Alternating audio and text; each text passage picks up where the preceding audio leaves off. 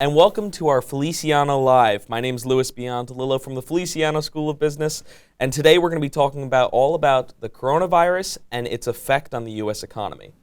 Welcome back. Hello, Luis. We got the two Lewises here again. Again, 2 weeks later. Again, he's a professor in the Department of Economics here in the Feliciano School of Business. Thanks for coming back. My pleasure. So, first question, what impact has the coronavirus outbreak had on the U.S. economy? This is a fantastic opportunity to talk about what is the virus about and the impact. So this is a naturally occurring event. Mm-hmm. And it's painting a very rich canvas of what is the economy, how does the economy function, and what are the areas that are most likely to be impacted. Mm-hmm. Just to set up the discussion, the economy has two sides, the production side. So this one is naturally a shock to production based in terms of supply chains, logistics, transportation, land, ground, freight, and also in terms of the supply of labor. Yeah? So when companies don't have access to resources Mm-hmm. or to people, then you have literally a production shock. Right. On the other hand, the economy also functions based on spending. So if there is a slowdown in spending because people get concerned about going out, going into big places, Mm-hmm. public areas, then this begins to trickle down. So these concerns of the coronavirus are making people not go out as much. Yeah. And that's really affecting our economy. It will be very interesting. Tomorrow comes the U.S. jobs report Right. for the month of February, so we can begin to see what sort of real impact is that having. Two anecdotes just for the case of spending. I have a dear friend, Ian Green, that has a newsletter for his investment clients. Mm-hmm. And he says, just because you're not having a burger this week doesn't mean that you're going to have two next week. Right. Right? So some sales can be lost permanently. Sure. But as further ahead, we'll talk about the stages that we can think of this crisis going on. All right, sounds good. And for those of you watching, we will answer any of your questions. If you submit your questions down below on our Feliciano Live right now, we'll try to answer as many of them as we can. So let's continue. Yes. What impact will the Federal Reserve cut interest rates to counteract the negative effects to the U.S. economy? Yes, they did on Tuesday. Right. And there was a 0.5 percentage point rate reduction. Canada followed suit, but not a whole lot of other countries follow that perspective, because at this point, what countries perceive to be that has to be more targeted policies Mm-hmm. towards prevention, detection, and drug development. So in terms of the monetary stimulus, maybe down the road when we have a clear perspective of the impact, other countries will jump in towards that tool. All right. And moving on to the next question, there's a lot of speculation, a lot of concern, because this really affects everyone. Do we think that it's possible for the U.S. to go into a recession if this virus spreads?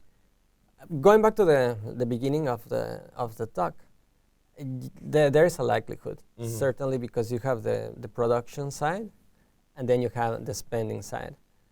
The impact on, say, current consumption, on people enjoying their free time, it's likely to be more important as we have a clearer picture of the dispersion Mm-hmm. of the coronavirus. For instance, in April, I was going to go to Washington, D.C. to the World Bank IMF meetings. Right. Now they are going to be put online. It's going to be a virtual spring meetings really? of the IMF and the Okay. World Bank. So that train ticket that I was going to buy, no longer. Mm-hmm. The accommodations, the meals. And all of that put together, you're not spending all that money that you would have. Exactly. And you're only one person. I'm only one. And the same happens when people begin to withdraw from Mhm. their usual lifestyle.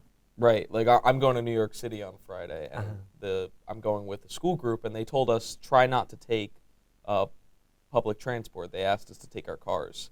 So we're not going to be spending that money that we would have on the train tickets the same way. That's right. So this begin to be the knock-on effects Mm-hmm. that eventually we'll start seeing how impactful or they're not. There's no big reason for concern yet if the virus remains mostly contained in China. Most of the cases, 8,000 of the 100,000, Right. 80,000 of the 100,000 have been there. So there are these clusters, of course, out there, but so far has become quite local in terms of the magnitude of the numbers. Okay. We actually have a question from one of our Sure. viewers. Two questions from the same person. We're going to go with the second one. We were talking about the federal rate tax cut. The federal rate cut. Mhm. They want to know if you think it works. Do you think it'll work? The interest rate is a bit of a blunt instrument Mm-hmm. for a natural event. Putting it in context of the financial crisis. No, there was the meltdown of the financial system Mm-hmm. because of something that was man-made, the housing bubble. This one is more naturally occurring, so it's not a matter of shock and awe. Mm-hmm. This will be preemptive for keeping the economy going. However, what it's mostly needed at this point in terms of the financial side, it's liquidity. Rather than lower interest rates, it's for businesses to have access to funding. So if their sales drop, they can still pay for their workers, pay for their loans, and avoid as many bursts in businesses as possible. So it's more a matter of liquidity than interest rates at this point. All right. Thank you. So, there's another question. If the market doesn't improve, should the Fed cut the rate to 0? It tags along on the same question. For the time being, central banks are holding their ground. It's very clear that we are short of ammunition.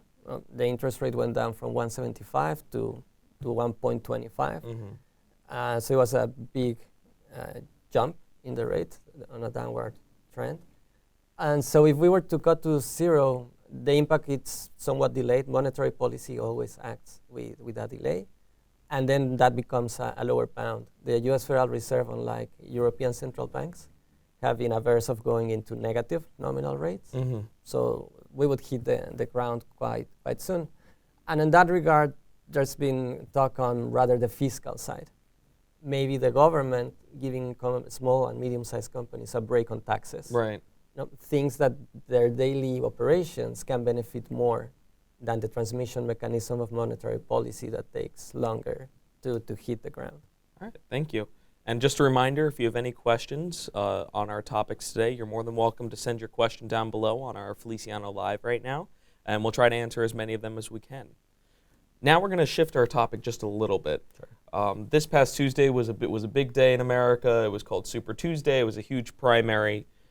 Do we think that the coronavirus will impact the upcoming presidential election? To the extent that it affects the economy, it certainly will change narratives. Mm-hmm. The way that it's easier to have a perspective on the development of this situation is now we're living through the immediate impact, the news, the big news. Within a month, and if we start tomorrow looking at the data on the labor market, we'll begin to see the knock-on effects. Mm-hmm. At some point, 6 months down the road, we might start seeing a recovery, the normalization of things, Right. and eventually see the permanent effects. How our supply chains reallocated, for example. And eventually that recovery depends upon how low we go. So for the time being, we're just wait and see on how damaging might it be. There was a study from Brookings Institution that if the epidemic is contained to China mostly, Right. we would dash tenths of a percent of US growth, Mm-hmm. tenths of a percent. If it were to go global, then you're talking about whole percentage points of GDP growth. Right. We have another question Sure. from a viewer. We got tons of them today. Good job, everyone. So how long would it take for the economy to bounce back from this type of event? Depends how low it goes. The short term for an economy, it's 6 months to a year. The middle run, we can consider 2 to 3 years, depending on how low it goes. and then we're at the long run. Also, the Organization for Economic Cooperation and Development had a projection of 3% global growth, and they cut it this week to 1.5%. It's still positive, it's still growth, it's not a global recession, but the growth estimates of the economy are being sliced. And they said thank you for answering their question. Oh, you're very welcome. So, not only is this a national thing, an international virus, we actually see our first 2 cases in New Jersey confirmed over the past 24 hours. There's 1 case in Teaneck and 1 case in Fort Lee, and they're both just 30 minutes from campus, all in New Jersey. Can this affect the New Jersey economy as well? Yes, the spread is similar, no matter where it's located. It's about the confidence of people in going out and the disruption to supply chains. For example, the port of Newark is very important logistical hub. Right, sure. And that can be affected if the region were to become more vulnerable. LA, the port of LA has seen a drop of 20% in cargo. Yeah, so that's significant. As well, air travel.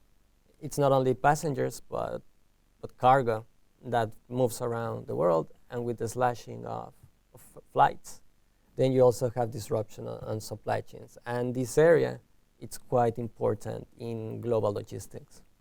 We talked about people not going out and spending their money. Yes. And that can hurt the overall economy. But can this virus also cost jobs?